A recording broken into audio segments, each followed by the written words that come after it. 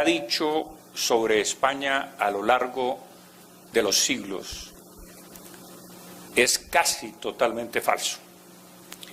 Y casi totalmente falso porque la verdad histórica, por lo menos la que yo les voy a presentar a ustedes, señala la maledicencia inclusive de las grandes potencias rivales de España para apoderarse del imperio, envenenar las mentes de los colonos de América y finalmente desembocar en la independencia. Es decir, España perdió la batalla de la propaganda. ¿Cómo fue posible conquistar tan inmensos territorios con tan pocos hombres? Pero antes de pasar a eso, quiero hacer énfasis en las dos columnas que ustedes ven allí. Dicen plus ultra. Antes de la conquista de América, se creía que el Cabo Finisterre de España, hasta ahí llegaba la tierra. Y los españoles en sus escudos ponían non plus ultra. No hay más allá. Este es el fin de la tierra. Cuando se descubre América, cambian sus símbolos con plus ultra. Hay más allá. Pero además esas dos columnas tienen una simbología adicional. Y es que si ustedes las juntan y envuelven las dos columnas con una S de esos dos leyendas, con esas dos leyendas y una S, es el signo pesos. Pero es también el signo del dólar, porque el dólar, quiero que ustedes sepan, era una moneda española. Inglaterra tuvo como política siempre el equilibrio del poder, con independencia de quién tuviera la razón en algún conflicto. Inglaterra no se paraba en mientes sobre la moralidad de una acción, la moralidad de una guerra, la agresión que podía sufrir un país, sino que siempre miraba cómo se perturbaba el equilibrio del poder, porque se consideró siempre el poder equilibrante en Europa. Y cuando España se apodera del imperio portugués, el desequilibrio es total. Y entonces había que emprenderla de todas maneras contra España, militar, políticamente y por supuesto desde el punto de vista de la propaganda que dispersaron por el mundo entero holandeses, franceses, portugueses e ingleses. Cito a Bernardo López, un poeta español, un poema larguísimo, pero que extraigo esto: desde la cumbre bravía que el sol indio tornasola, hasta el África que inmola sus hijos en torpe guerra, no hay un puñado de tierra sin una tumba española. Y eso es perfectamente cierto. Por eso le llamaban el imperio donde no se ocultaba el sol. ¿Qué pasó? ¿Qué ocurrió para que se cimentara un especialísimo odio, resentimiento y rencor contra España si éramos tan afectos a esa raza, que es la nuestra? La leyenda negra, tejida por holandeses, franceses, italianos e ingleses. Y esa leyenda negra antiespañola tiene varios componentes: el componente político, el componente religioso, el componente judío, y veremos otros componentes. La guerra contra los moros dura 800 años, se dice muy rápido, señores, pero son 800 años de desangre, y 300 más en el resto de Europa. Son 1100 años de guerra. España no tuvo paz un solo momento en su historia, ni como país que expulsa a los moros, a los invasores, ni como país hegemónico, que cabe decir, y es importante recalcar, es la primera nación europea. El resto de Europa está fraccionada en principados, rivalidades, etcétera. España se consolida como una sociedad unitaria. Es el mundo contra España. ¿Y qué pasó con el tema judío? Bueno, todos sabemos que por razones religiosas, quizás por algunas exageraciones, quizás por algunas inquinas, Isabel decide expulsar a los judíos de España para unificar la corona de Castilla con la corona de Aragón y unificar el resto del país. Y los expulsan. Los que se quedan no pierden sus propiedades y los que se van pueden llevarlas. Es decir, sus pertenencias, su oro, evidentemente sus casas no, pero sus valores sí. Pero es que España no es el único país que expulsó a los judíos. Inglaterra los expulsa en 1290, Francia en 1306, 1321 y 1394, Alemania e Italia en el siglo XIV y en el siglo XVI, Hungría en el 1349, Austria en 1421, Lituania en 1445 y 1495, Portugal en 1497, Bohemia y Moravia en 1744. Pero la única expulsión, señores, que se conoce es la española. El tema indígena, que parte de Bartolomé de las Casas, un fraile que observó, por supuesto, algunos abusos de los conquistadores españoles. Pero esa no era una política de la corona, y además era seriamente castigada. Y esos abusos no podían generalizarse.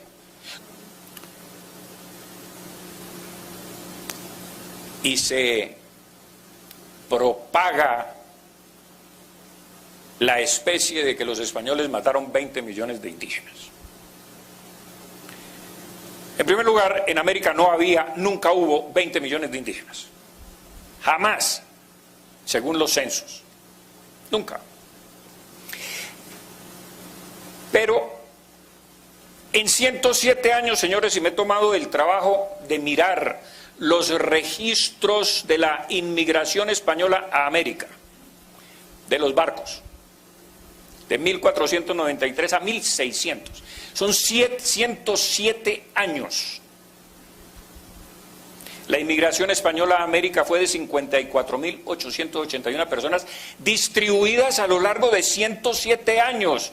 Miren ustedes, hasta 1519 llegaron 1.481 españoles.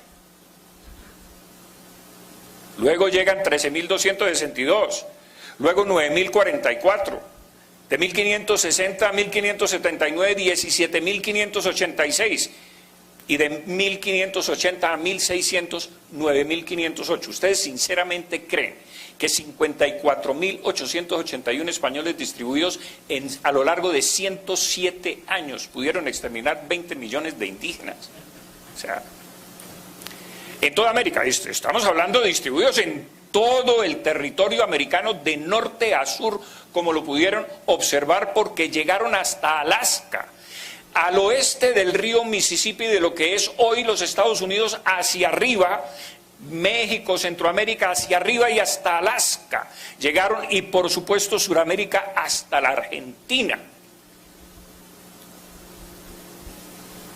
Y la verdad científica, según los últimos estudios de Harvard, de médicos especializados en enfermedades, en paleontólogos, que han estudiado los huesos de los aztecas,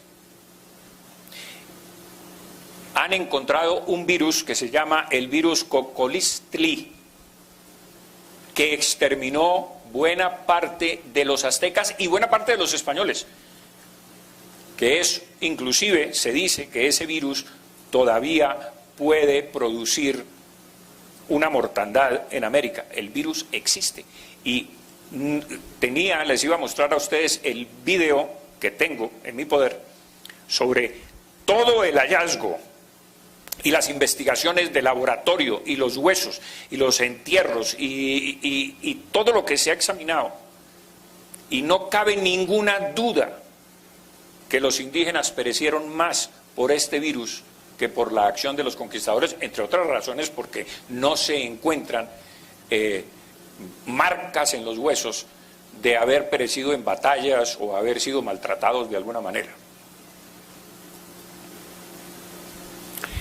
Y el Vaticano abrió en 1998 los archivos secretos de la Congregación para la Doctrina de la Fe, que era el antiguo Santo Oficio de la Inquisición, ordenada por Juan Pablo II. Y a eso me voy a remitir para darles a ustedes las estadísticas de la Inquisición. La Inquisición católica, señores, que es la española, en 250 años en toda América fueron ejecutadas 100 personas. En Cartagena de India solo fueron ejecutadas 5 personas en 3 siglos.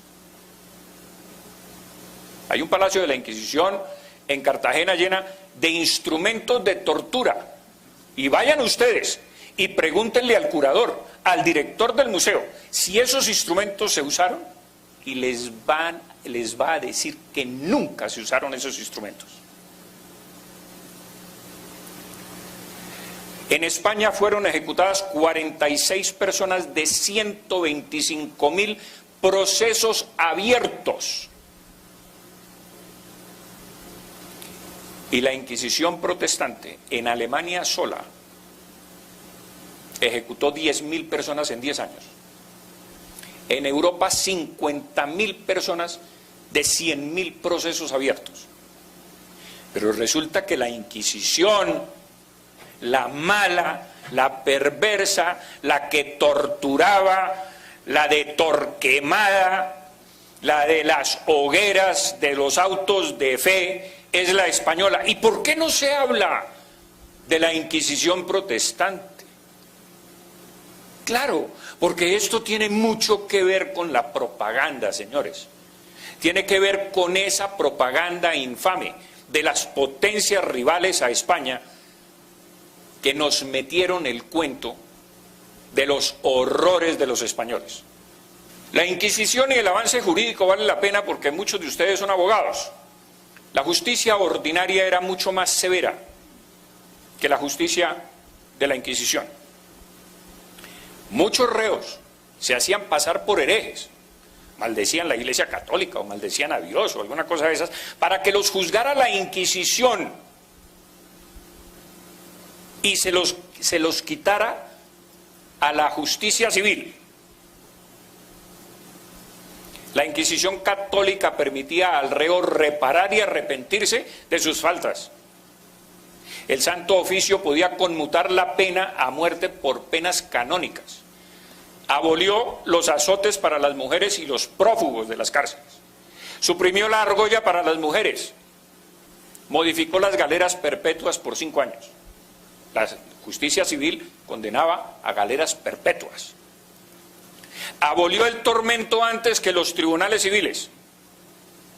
La tortura nunca fue inventada por la Inquisición, sino por los tribunales civiles. Prohibió la tortura para las mujeres que estaban criando, por supuesto, las mujeres embarazadas, los ancianos y los herejes menores. Perdonaba las penas a causa de la edad, de la ignorancia, de la embriaguez y de la pobreza, fíjense ustedes.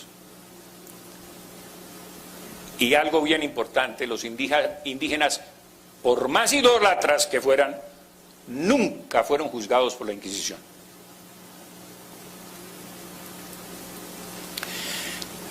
Y el oscurantismo español, la persecución a la libertad de prensa, la libertad de imprimir el pensamiento de un escritor. Nunca ningún español dramaturgo o escritor fue perseguido por sus escritos. Nunca. Pero miremos la furia judicial francesa. Fueron perseguidos Molière, Villon, Rabelais, Dubélé, Voltaire, Victor Hugo, Verlaine, Rimbaud, Chateaubriand, Branger, Jules Vallée, Émile Zola, Romain Rolland, Léon Daudet, André Chenier murió en el patíbulo, Baudelaire fue acosado y condenado, Calvino solamente pudo escribir en Ginebra cuando se voló de Francia, Corneille fue perseguido por ultraje a las buenas costumbres. Pero la civilización, la ciencia y la cultura. En 1500 se hace el primer mapa del Nuevo Mundo. En 1517 la primera geografía de América. En 1524 las primeras escuelas para indios. En 1536 las primeras imprentas, libros, cartografías. Antes, 102 años antes de que los ingleses dejaran de cazar zorras en los Estados Unidos. En 1541 aparece el primer periódico, que se llamó Hoja de México. Miren ustedes, en América del Norte, el periódico apareció en 1704, cuando en España Nueva España, apareció en 1541, en Alemania en 1615 y en Inglaterra en 1622. En 1543 las primeras escuelas industriales para indios. En 1575 se traducen los primeros libros a 12 lenguas indígenas y se les tiene que inventar la grafía porque los indios no tenían grafías para escribir. Si nosotros conocemos la historia de los indígenas en América es porque los cronistas españoles las consignaron en sus crónicas. En 1579 se hace la primera autopsia de un cadáver en la Universidad de México, un año antes de lo que se hizo en Basilea por el médico Plater. Lo hacen los españoles, pero no, eran oscurantistas, odiaban la ciencia, no nos permitían ciencia. En 1538 se funda la primera Universidad de América en Santo Domingo y surgen los primeros escritores mestizos, indígenas, etcétera, en América. Ni holandeses, les quiero comentar, ni portugueses fundaron universidades en ninguna de sus colonias. Y luego calificaré la palabra colonias. Y de los españoles tenemos la cultura política, que es la creación del cabildo y de la Real Audiencia. La cultura jurídica, que es la promulgación de las leyes de Indias.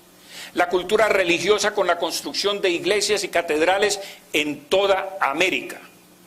La cultura del descanso, de 8 horas diarias y guardar sábados y domingos. La cultura del aprendizaje con las escuelas y las universidades. La cultura de la caridad y solidaridad cristiana para escuelas de niños huérfanos fundadas en 1556. La cultura misionera con las cátedras de filosofía, teología superior. La cultura científica de la primera universidad fundada en Santa Fe, aquí de nosotros, que es posterior a la de Santo Domingo en 1580 y la del Rosario en 1653. Y vacunaron a toda América. Les quiero comentar. Entró por Cartagena y de aquí se expandió al resto del continente la vacuna. Ah, no, pero es que los españoles eran oscurantistas y no permitían la ciencia ni la cultura. La trajo, entre otras cosas, del virrey Amari Borbón. Derecho de gentes. El codicilo de Isabel la Católica antes de morir es un poco más largo que esto, pero la parte esencial está aquí. Suplico al rey mi señor, muy afectuosamente, y encargo y mando a la princesa hija y al príncipe su marido, está hablando de Juana la Loca y de Felipe el Hermoso, que no consientan ni den lugar a que los indios, vecinos y moradores de las dichas Indias, reciban agravio alguno en sus personas y bienes, sino que manden que sean bien y justamente tratados. Es aquí donde nacen los derechos humanos hispánicos, que nos alzan por encima de todas las naciones. No crean que esto es de las Naciones Unidas. Esto nació con Isabel la Católica y con las leyes de Indias. El respeto, por lo menos formal, no quiere decir que no hubiera abusos. Por supuesto que los había, pero abusos individuales. Esto no era política de la corona española.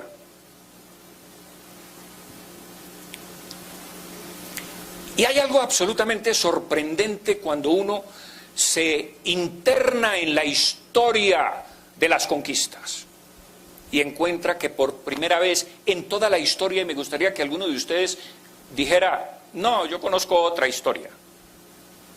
Hubo otro país que hizo esto.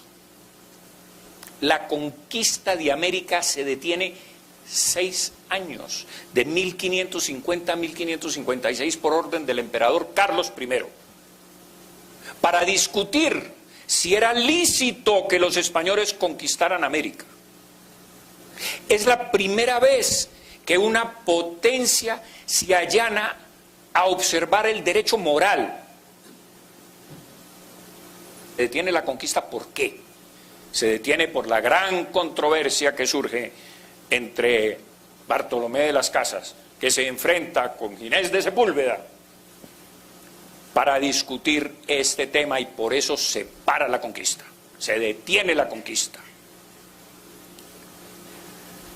La zanja Francisco de Vitoria, padre del derecho internacional, señores. Derecho internacional no se ha inventado ahora, con las Naciones Unidas y con la Corte de la Haya. Francisco de Vitoria sostiene que el orden natural se basa en la libre circulación de las personas. El mar es libre. Los indios tienen los mismos derechos que los demás hombres. Y convertirlos a la fe es un derecho tanto de españoles como de indios, por igualdad de derechos. Nunca antes un pueblo se había preguntado dónde acababan los derechos propios y dónde empezaban los derechos de los demás. Nunca antes el poder se había sometido a la filosofía moral. Nunca antes los territorios conquistados se habían incorporado de pleno derecho al poder conquistador. Es decir, en América no hubo colonias en el sentido francés, holandés o inglés. En América hubo territorios de pleno derecho, que eran las capitanías generales y los virreinatos, como el virreinato de la Nueva Granada, el virreinato del Perú, el virreinato de la Nueva España y el virreinato del Mar del Plata, que era Argentina.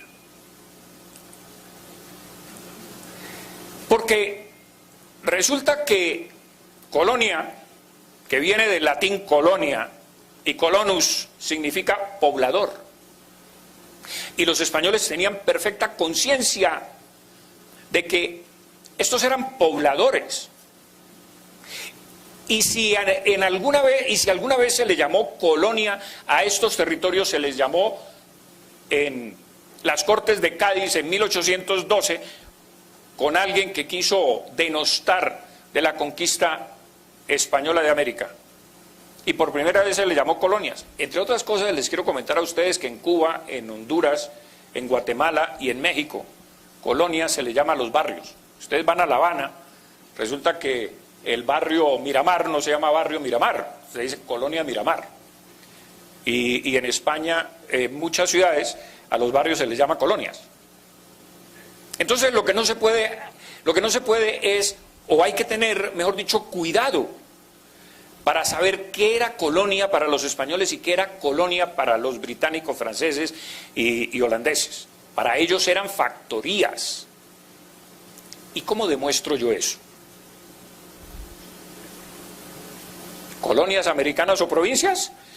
Miren, señores, Camilo Torres lo dice. Considerando vuestra majestad que los vastos y preciosos dominios de América no son colonias o factorías, como las de otras naciones, sino una parte esencial e integrante de la monarquía española. Tan españoles somos, dice él en su memorial de agravios, como los descendientes de don Pelayo, y tan acreedores por esta razón a las distinciones, privilegios y prerrogativas del resto de la nación española, como los que salidos de las montañas expelieron a los moros. Miremos el esclavismo. España nunca fue una nación esclavista. A España le impusieron la esclavitud los diferentes tratados, entre ellos el de Utrecht. para reconocer la legitimidad de Felipe V después de la guerra de sucesión española de 1700 a 1713, señores. Las potencias se aliaron contra España para aniquilarla. Y España salió triunfante de una guerra de 13 años, que entre otras cosas ahí se distinguió el gran marino Blas de Lezo, cuyo libro usted lo tiene aquí. Cuando estaba muy joven auxilió a Barcelona y todo, y en esta guerra terrible, porque los británicos no querían un Borbón en el trono español, porque otro Borbón estaba en el trono francés y había un pacto de familia y se desequilibraba el poder. Y entonces recurrieron a la guerra para imponer a una Austria en España, para sacar al Borbón, que era nieto de Luis XIV, el Rey Sol. Felipe V, duque de Anjou. Y entonces, por el Tratado de Utrecht, para que hubiera paz en Europa, España accede a traer negros a América. Impuestos, 144.000 los traen a razón de 4.800 al año en los barcos ingleses, que por eso surge la guerra de la Oreja de Jenkins y la invasión de los ingleses y el ataque a Cartagena de Indias en 1741. Miremos la esclavitud. Francia, en las Antillas, el 77% de la población era esclava. Gran Bretaña, el 84% de la población era esclava. Jamaica, el 85%. En Estados Unidos, el 70%. Miremos España, el 11% en las Antillas, comparado con el 77% y el 85%. En Cuba, el 29%, que era donde más esclavitud había. Y en México, el 0,02%. La fuente es de Humboldt, no es mía. Y los poderes públicos, el absolutismo Borbón, el absolutismo español, y he llegado a varias conclusiones. Los poderes públicos estaban divididos en la Real Audiencia, que era el poder ejecutivo, y en los cabildos, que eran pequeños parlamentos descentralizados en las ciudades. Cada ciudad con sus territorios de influencia judicial, política, estaban descentralizados y tenían sus propias ordenanzas, sus propias leyes, como hoy los Estados Unidos en los distintos estados. Tenía funciones judiciales el cabildo. Había alcalde de primer voto y alcalde de segundo voto, que eran los que dictaban sentencia. Por supuesto, las sentencias eran colegiadas con el resto de cabildantes. Y la Real Audiencia era el poder ejecutivo, que tenía también funciones judiciales, porque era la segunda instancia, pero que en realidad tenía dos instancias. Era el poder equilibrante entre el cabildo, que era el parlamento, y el poder ejecutivo. Pero miremos Inglaterra, porque tenemos una visión distorsionada de lo que significó Inglaterra. Ah, la libérrima Inglaterra, es que allá sí hay libertades y son demócratas.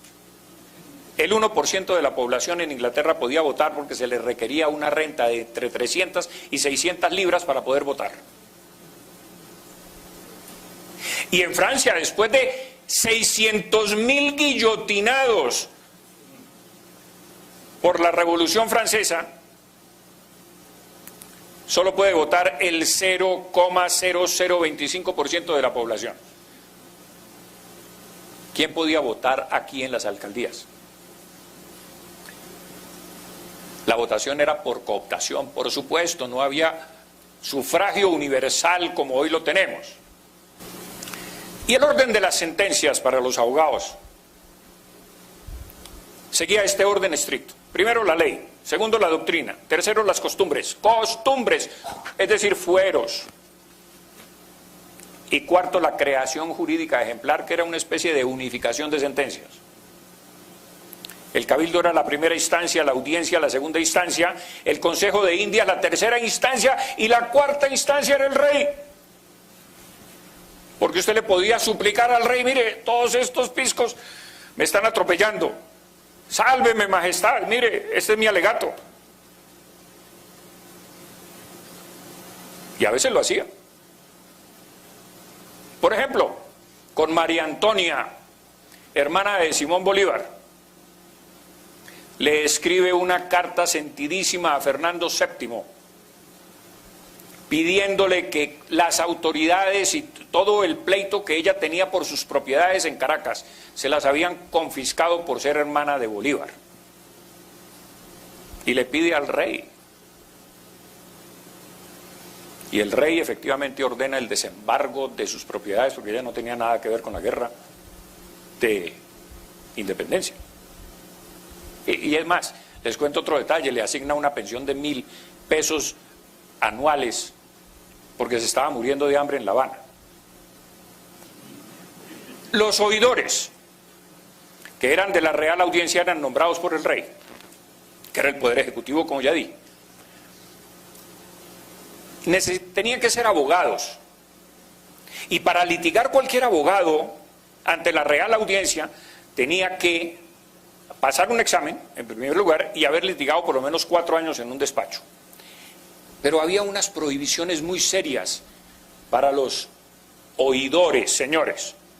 ¿Cuáles eran esas prohibiciones? No sé si tú las conozcas, pero te vas a aterrar. Creo que ustedes se van a aterrar. Los oidores no podían casarse en el territorio de su jurisdicción. No podían ir a bautizos. No podían hacer visitas a sus amigos. No podían tener finca raíz.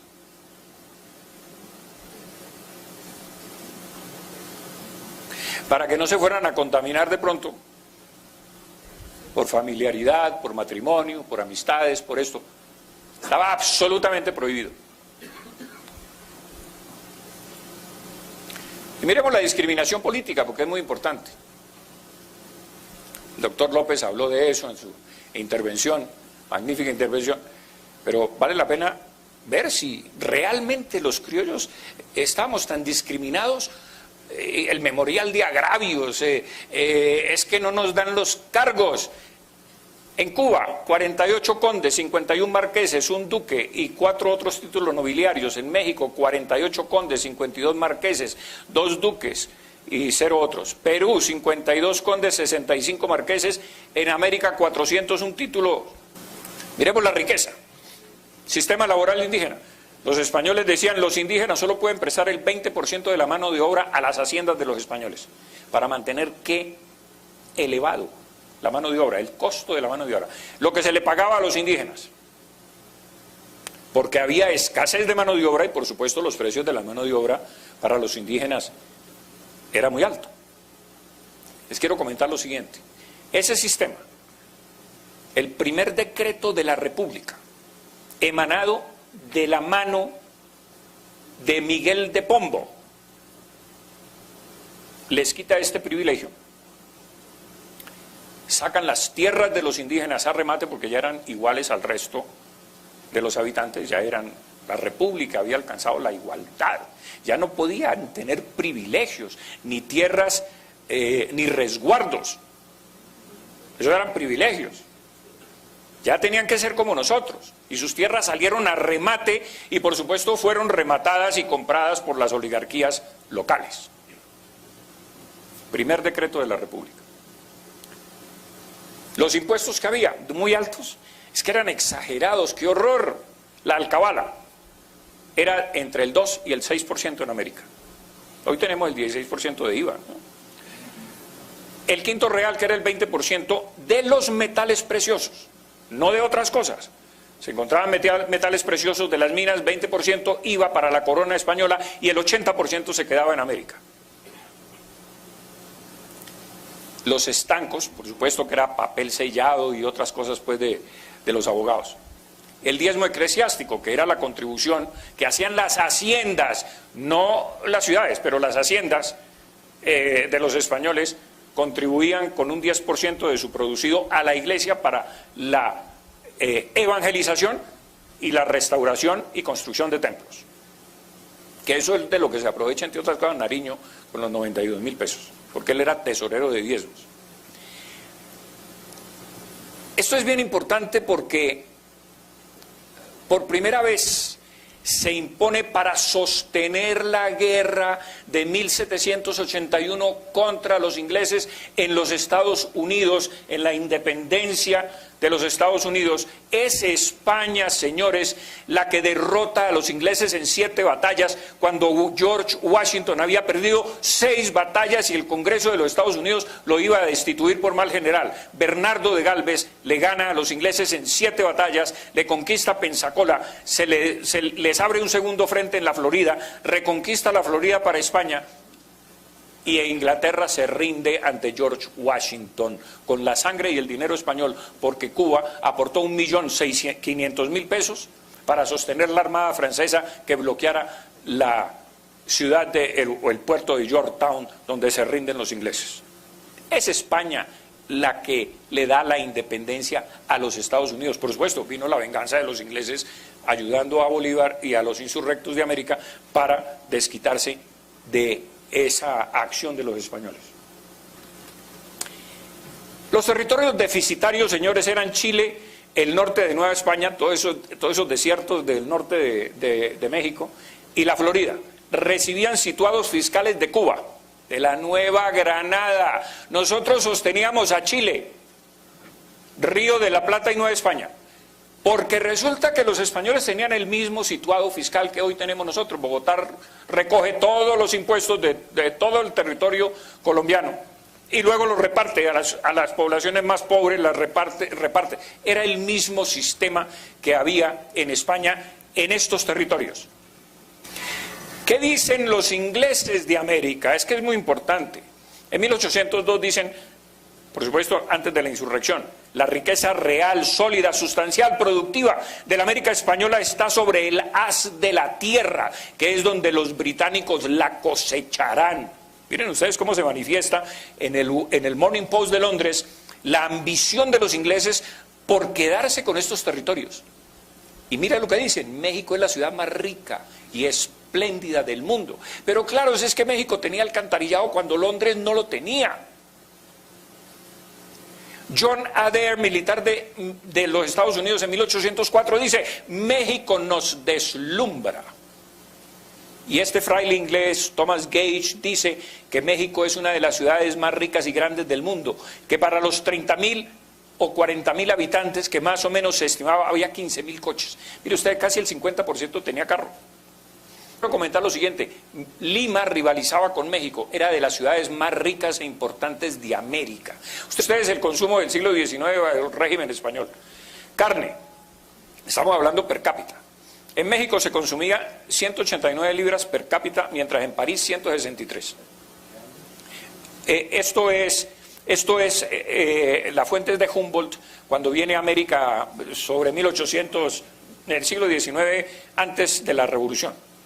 El salario en México, si cogemos un salario de un obrero mexicano de la época, digamos el 100%, para medir los otros, en Bengala, que era una posesión inglesa, ganaba un bengalés, un jornalero bengalés, el 20% de lo que ganaba un mexicano. El minero, por supuesto, es de Sajonia, en Alemania. Miren, en Alemania, en México se ganaba 30 francos y en Alemania 4,50 francos a la semana de 5 días. ¿Que éramos pobres? ¿Que por qué no nos conquistaron los ingleses a ver si nos volvíamos ricos?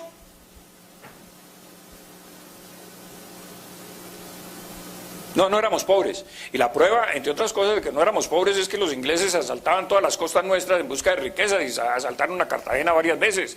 Los piratas. Y los piratas venían a buscar pobreza y a llevarse unos cuantos cacharros de Cartagena. No. O sea, yo creo que con un poquito de imaginación y centrarnos un poquito en lo que realmente significó América, nos destruye todas esas manoseadas teorías que nos han metido desde los colegios.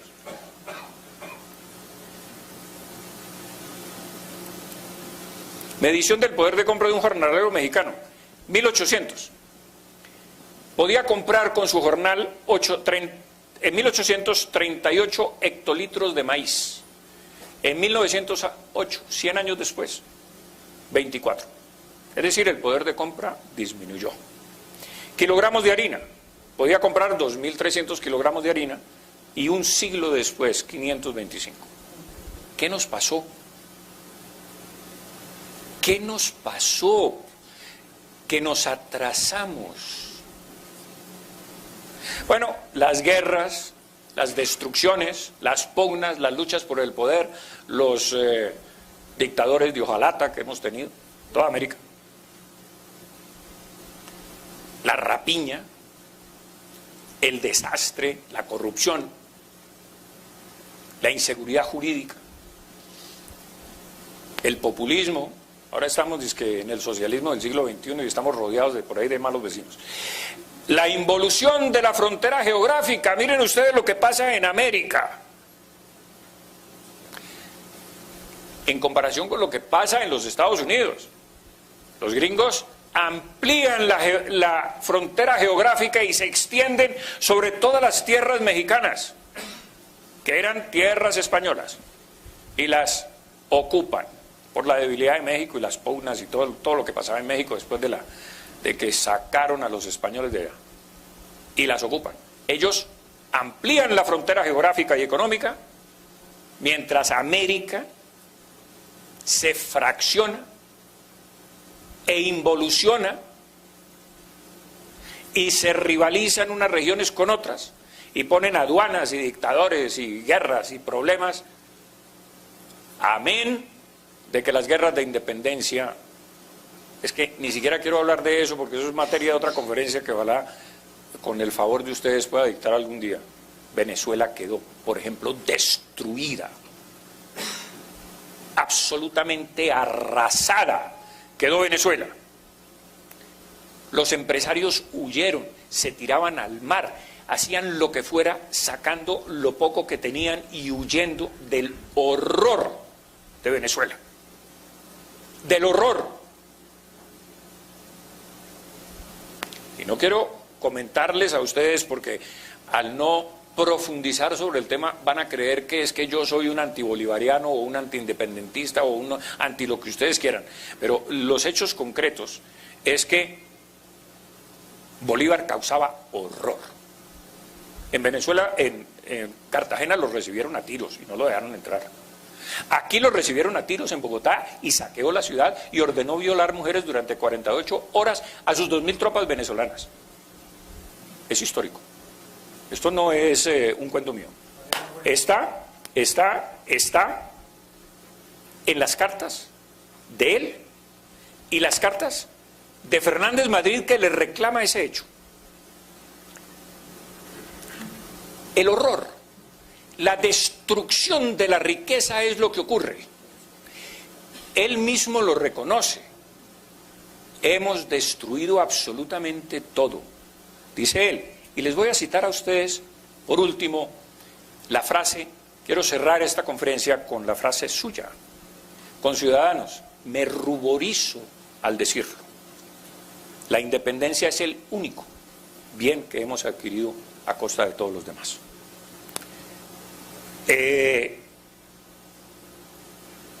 Pero un punto de reflexión importante, o dos puntos. Si quizás hubiéramos seguido unidos como una gran confederación hispanoamericana con España, tendríamos un peso específico mundial, político y económico muy superior al de los Estados Unidos. Entre otras cosas porque éramos más ricos que las colonias británicas. Pero fíjense ustedes lo que ocurre. Hoy, cuando hay cualquier problema internacional, todos los sajones se unen en esa confederación que tiene implícita, tal. Inclusive algunos países como Australia, el Canadá, etcétera, todavía están con gobernadores que manda la reina Isabel de Inglaterra. Si nosotros hubiéramos mantenido ese esquema, tendríamos mucho más Producto Interno Bruto que los Estados Unidos y tendríamos un peso específico mundial con 500 millones de habitantes, o con más de 500 millones de habitantes. En el mundo contaríamos. Pero entonces eso me lleva a la siguiente reflexión. independencia. Porque Bolívar habla de la independencia. Pero es que cuando uno se empobrece, cuando uno llega a la miseria en que nosotros llegamos en 1900, cuando entramos en el siglo XX absolutamente empobrecidos, hoy inclusive con la relativa afluencia económica que tenemos, ¿somos realmente independientes? Mire, los pobres nunca han sido independientes. La pobreza no da independencia, da mucha más dependencia. Nosotros dependemos de Estados Unidos, de Europa, de lo que digan. Ahora creo que ahí de la OEA como que están votando en contra de Colombia a favor de Venezuela, según me comunicaron por aquí. Somos más dependientes. Dependemos de lo que antes no dependíamos, que éramos una potencia mundial consolidada en un gran imperio hispánico, con un gran ascendiente político, económico y militar en el mundo. Con eso, dejarles ese punto de reflexión. Mil gracias, Pablo. Felicitaciones al doctor Pablo.